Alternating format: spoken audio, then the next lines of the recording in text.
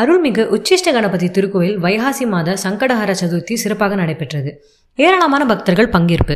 திருநெல்வேலி மாவட்டத்தில் நெல்லை சந்திப்பில் இருந்து சுமார் 1 கிலோமீட்டர் தொலைவில் மணிமூர்த்தீஸ்வரம் பகுதியில் தாமிரபரணி நதிக்கரையில் அமைந்துள்ளது அருள்மிகு உச்சிஷ்ட கணபதி திருக்கோயில். சுமார் 1000 ஆண்டுகள் பழமை வாய்ந்த ஆசியாவிலேயே ராஜகோபுரத்துடன் தனி மூலவராக விநாயகர் வீற்றிருக்கும் ஆலயங்களில் இதுவும் ஒன்றாகும்.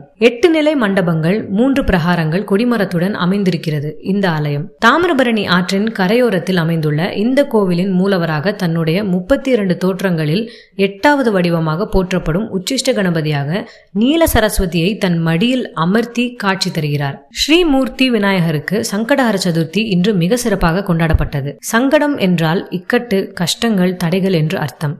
ஹர என்றால் நீக்குவது, அழிப்பது என்று பொருள். இன்றைய நாளில் விரதம் இருந்து கணபதியை வழிபட்டால் குடும்பத்தில் சுபிக்ஷம் பெருகும், தடைகளின்றி எல்லா காரியங்களும் வெற்றியடையும் என்பது நம்பிக்கை. இத்திருக்கோவிலில் வைகாசி மாத சங்கடஹர சதுர்த்தி தினம் வெகு விமர்சையாக நடைபெற்றது. அதற்காக மாலையில் திருக்கோயில் நடை திறக்கப்பட்டதும் நவகலசங்கள் வைத்து ஹோமம் பூர்ணாகுதி நடைபெற்றது.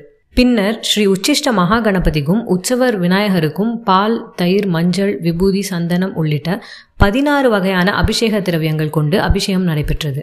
பின்னர் பூஜிக்கப்பட்ட கும்பம் எடுத்து வரப்பட்டு மகா அபிஷேகமும் நடைபெற்றது.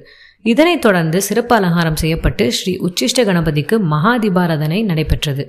இந்த நிகழ்வில் திரளான பக்தர்கள் கலந்து கொண்டு சுவாமி தரிசனம் செய்தனர்.